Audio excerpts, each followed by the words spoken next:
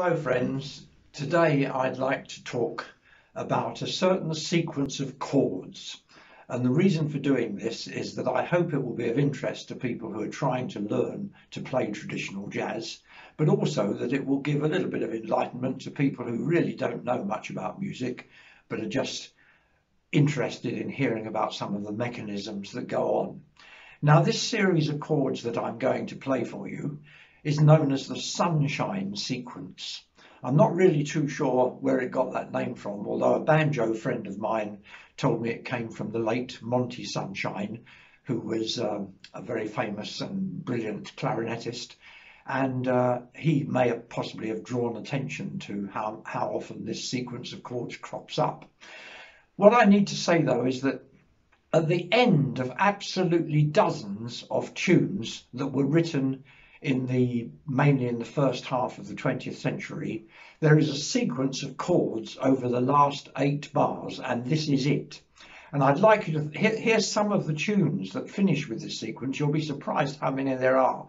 All of Me, Babyface, Bill Bailey, Won't You Please Come Home, Bourbon Street Parade, I'm Looking Over a Four-Leaf Clover, Milenberg Joys, It's a Sin to Tell a Lie, Running Wild, Shine, Tiger Rag, Too Late, You Meet the Nicest People in Your Dreams, Who's Sorry Now, Chiri Chiri Bin, Over the Waves, Washington and Lee Swing, Second Line. Now that's just a few examples. They all end with this sequence. Bear in mind that nearly all these tunes consist of 32 bars, and for those who don't know what a bar is, it's usually 4 beats like this: 1, 2, 3, 4. So that is a bar. Now, most of these tunes in those days had 32 bars, and they were very much in a sequence of 4 groups of 8 bars. Now, the last 8 bars, if we're in the key of C, this would have been the chord sequence. This is the Sunshine Sequence. F, F minor, C, A seventh,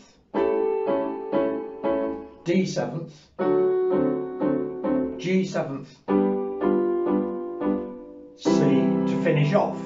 So there is the Sunshine Sequence, and I think you can hear as you go through it that it is bringing you to a nice conclusion. And notice it starts on F, which is the 4th note in the C chord, and then it goes into F minor and so on. Now, if you play it in any other key, the sequence is exactly the same, except of course you would adjust. So if you're playing in D, your first chord would be G and then G minor and so on. So whatever key you're in, the relationship is the same. Now, to demonstrate what I'm talking about, I mentioned some tunes. Think of Who's Sorry Now. Listen to the tune, Who's Sorry Now, Who's Sorry Now. That's the end of it. And here's how the chords fit in. F, F minor, C, A seventh, D seventh, G7. So there's an example of the Sunshine chord progression in action. I want to play another one. I'm Looking Over a Four-Leaf Clover. Now the end of that goes something like this. Leaf, clover. Now let's try it with the chords. F, F minor, C, A seventh, D, G, G seventh. So there it is. That is the Sunshine chord progression. And I would recommend to anybody who wants to play jazz that you learn that, you get it into your brain, you get it into your fingers, because it is going to be so important.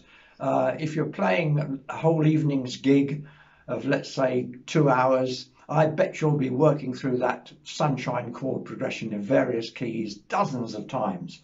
So the sort of thing that might happen, let's say you're a clarinet and you're improvising on the Sunshine chord progression, I'll show you the sort of notes you might play.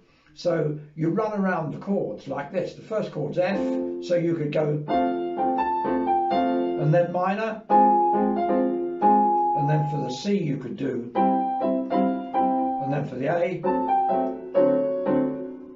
wasn't playing a proper A in the left hand there, was I? Let's try it again. And then a D, G. So you can play around. That was an imaginary clarinet doing a solo on the Sunshine progression. Right, well there you are. I hope you found that interesting and that it will give you something to work on, especially if you're learning to play an instrument and hoping to join a jazz band.